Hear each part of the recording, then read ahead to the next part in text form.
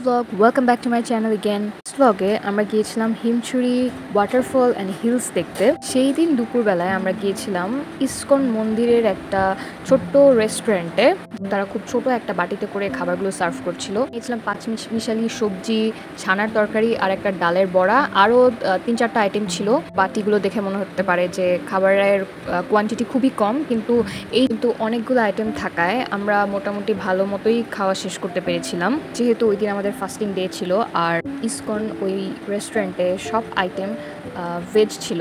রেস্টুরেন্টের অ্যাম্বিয়েন্সটা খুবই সিম্পল ছিল। এবং তারপর ওই দিন খাবার পরে আমরা হোটেলে গিয়ে কিছুক্ষণ রেস্ট নিয়ে আবার 6:30টার দিকে বের হয়ে গেলাম 2টা পয়েন্টে। এখানে কিছু শপিংও করব এবং সাথে সি ফুডও খাবো।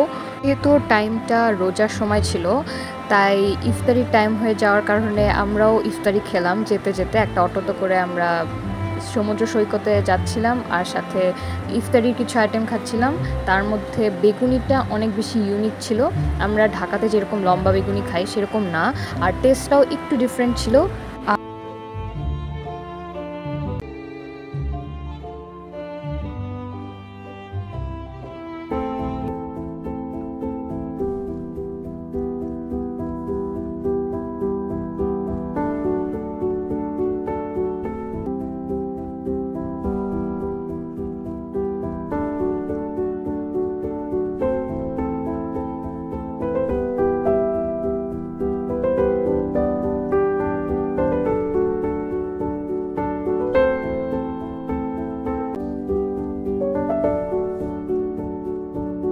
আমরা কিছুক্ষণ সমুদ্রের পানির কাছাকাছি থেকে তারপর সেই সাথে যেহেতু এই বিচটা একটু ক্রাউডি, তার কারণে বিভিন্ন রকম ফেরিওয়ালা আমাদের দিকে আসছিল।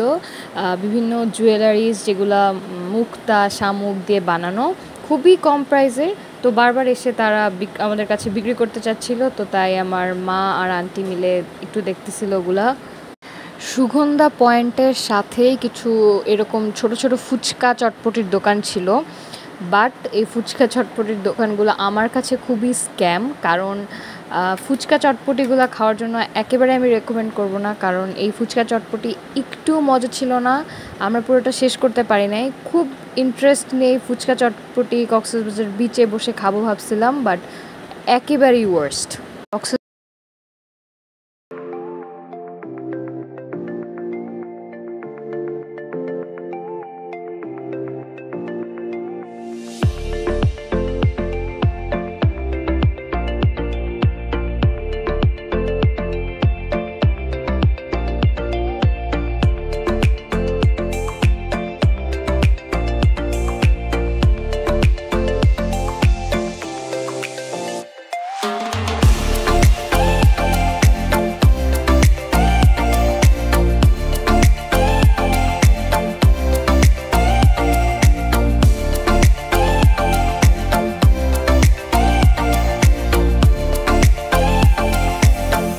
সব দোকান ঘুরে এই দোকানটার কিছু কাপড় আমাদের একটু পছন্দ হয়েছিল, যেমন শালগুলোর কোয়ালিটি খুবই ভালো আর দেখতে খুবই প্রিটি, তাই জন্য আমরা 3টা শাল কিনেছিলাম।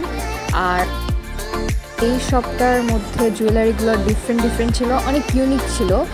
এখান থেকে আমরা 2টা কাঠের চুড়ি কিনেছিলাম, আর গলায় পরার জন্য বিভিন্ন নেকলেস ছিল, সেটাও অনেক বেশি ইউনিক ছিল, বাট একটু বেশি প্রাইজই ছিল। তারপর রাত 10:30টার সময় আমরা চলে গেলাম শালিক রেস্টুরেন্টে। শালিক রেস্টুরেন্টের রিভিউ অনেক ভালো শুনেছিলাম। এই রেস্টুরেন্টের অ্যাম্বিয়েন্সটা খুবই ভালো। এখানে অনেক মানুষ ছিল, আর অনেক মানুষ বলতে ওই রোজার টাইমে এমনিতে কক্সবাজারে এত মানুষ ছিল না, বাট শালিক রেস্টুরেন্টে অনেক মানুষ ছিল, অনেক মানুষ খাওয়া দাওয়া করতেছিল। আর সেখানকার খাবারগুলো খুবই ভালো ছিল। তার মধ্যে ওয়ান অফ মাই ফেভারিট যেটা বলবো সেটা হচ্ছে লইটা ফ্রাই। আমি এমনিতেই লইটা মাছের কোনো কিছুই তেমন পছন্দ করি না, কিন্তু লইটা ফ্রাইটা এখনও আমার মুখে লেগে আছে। সেই সাথে ছিল কিছু ভর্তার আইটেমগুলো মোটামুটি ভালো ছিল। আর সেই সাথে আমরা রূপচাঁদা মাছের টেস্টটাও মোটামুটি ভালোই ছিল, মানে অ্যাভারেজ বলা যায় আর কি। 11:30টার সময় আমরা টিকিট কাটার জন্য বের হয়ে গেলাম, কারণ আমাদের ঢাকায় ব্যাক করতে হবে। আর এখানে চাঁদের গাড়িগুলো যেগুলো রাখা আছে, এই গাড়িগুলোই কিন্তু ভাড়া করে বিভিন্ন স্পটে ঘোরা যায়। সেই দিন সন্ধ্যাবেলায় আমার দাদা আমাদের সাথে জয়েন করে। সে কক্সবাজার জব করে as a medical officer IOM বাংলাদেশে।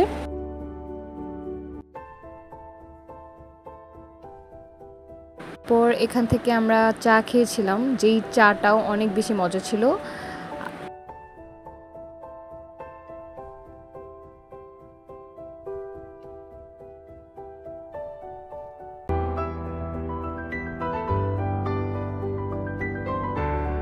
হোটেলে ফিরতে ফিরতে প্রায় 1টা বেজে গিয়েছিল। এরপর আমরা সবাই সবার শপিংয়ের জিনিসপত্র নিচ্ছিলাম, আর কিছুক্ষণ গল্প করার পর আমাদের সেই দিনের দিনটা শেষ হলো।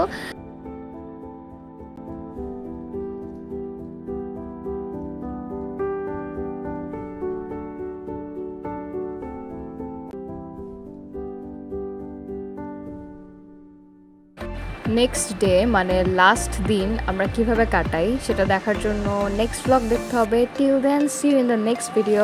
বাই।